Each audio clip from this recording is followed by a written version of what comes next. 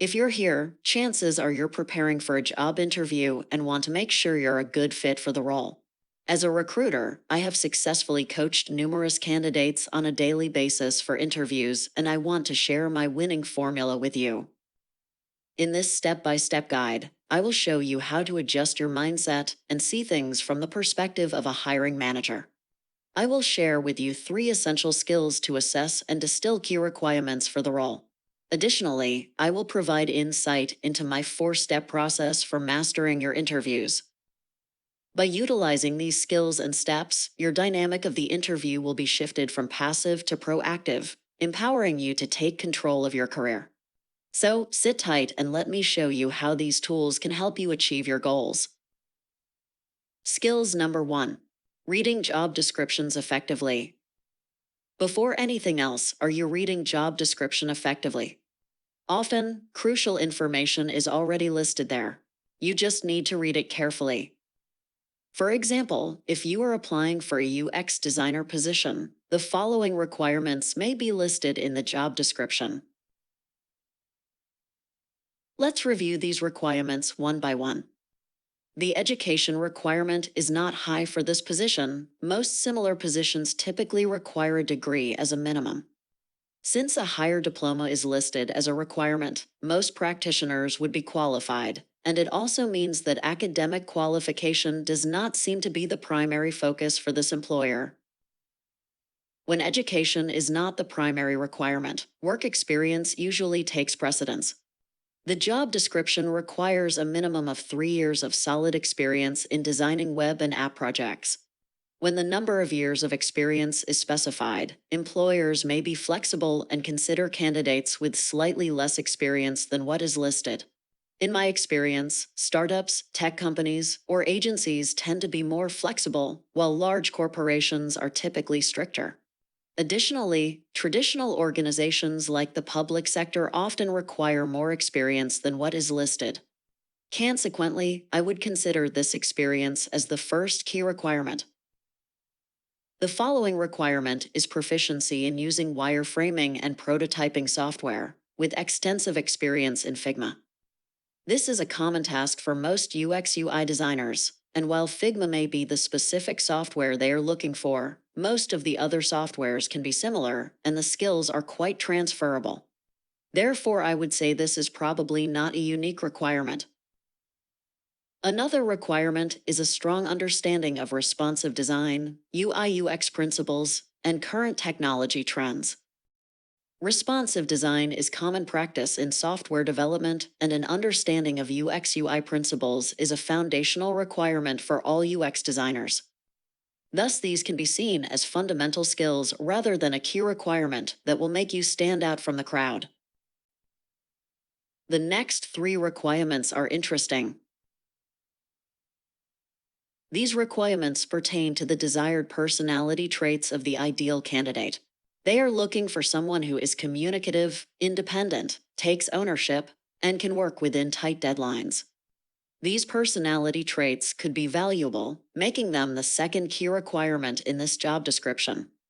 This also implies that the successful candidate will need to manage multiple projects simultaneously and collaborate effectively with the team. The next requirement is proficiency in both written and spoken English. Language skills are important, and if you do not meet this requirement, your chances of being considered for the position may be slim. Consider a scenario where your daily business communications, such as emails, phone calls, and meetings, are conducted in a language that you are not completely fluent in. It is crucial not to underestimate the significance of this fundamental requirement. The last requirement is that the candidate is preferably available immediately. Although they prefer someone who can start right away, usually employers are willing to consider candidates who need up to 1 month to begin. However, if you require more than 1 month, that could be a tough call for them. We can say this is more like a good to have requirement, but not a must. To summarize, there are the four key requirements we have extracted from the job description. Skills number 2. Perform market research with a focus on the job scope and requirements.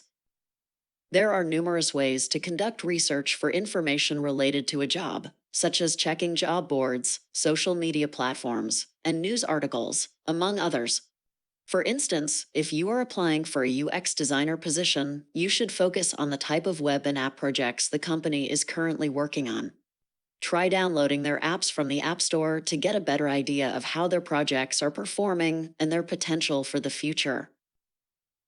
Another research method that applicants often overlook is searching on LinkedIn. A quick search on the interviewer's background can also provide valuable information.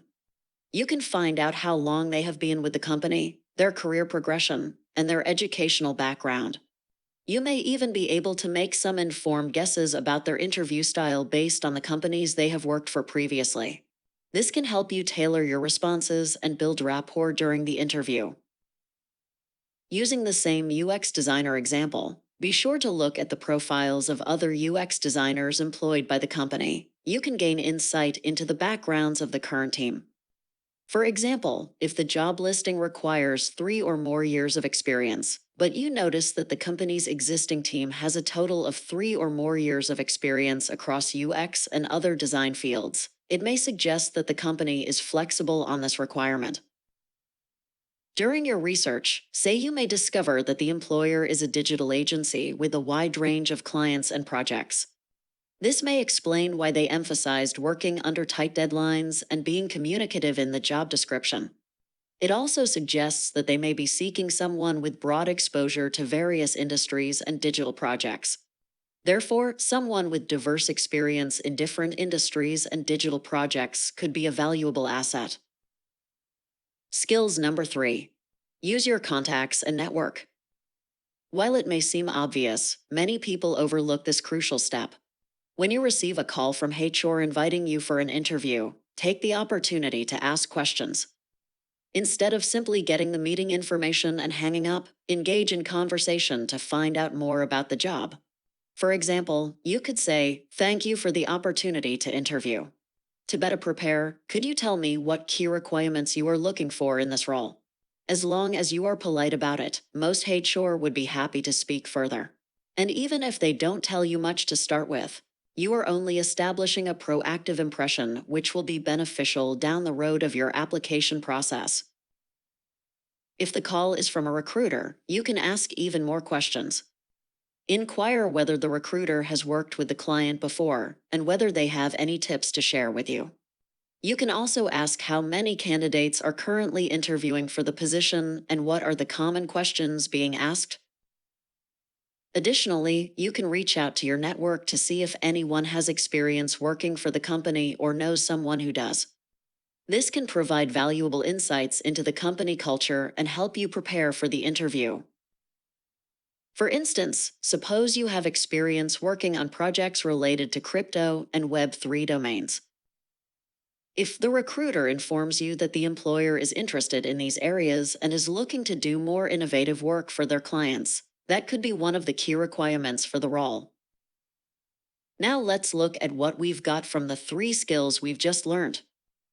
From skills number 1, reading job descriptions effectively, we've got the following 4 points. And then from skills number 2, perform market research with a focus on the job scope and requirements. Lastly, from skills number 3, use your contacts and network. We get the last one. These 6 points could be the main requirements for you to work with. Now I will explain the 4 steps on how you can master the interview preparation. Step 1. List out the top 5 criteria of the role. The first step in preparing for a job interview is to identify the top 5 criteria of the role. This might include specific skills, experience, education, or personal qualities. Now that we've already got the 6 points from the previous 3 skills we've learned, we can easily streamline based on what we know. For this case, the availability looks more like a supplementary requirement compared to others. Let's cross that out. Step 2. Assess your suitability based on these key criteria. Once you have identified the key criteria, it's time to assess your suitability for the role. Take a close look at your skills, experience, and personal traits to determine if they align with the job requirements. Imagine you were hiring someone for yourself and needed that person to be ready and able to contribute on day one. Be honest with yourself and don't be afraid to ask for feedback from others. Say you are quite confident that you've checked the first three criterias, but you only hit partially for the fourth and don't have any for the fifth. That would take us to the next step. Step 3. Highlight your suitability. We will talk about your strength first. Now that you know what your selling points are for your potential employer, make sure you think of examples to support each of your strengths. Each example should last 2 to 3 minutes. Always start from explaining a problem or pain point, how you solved it, and how the outcome was.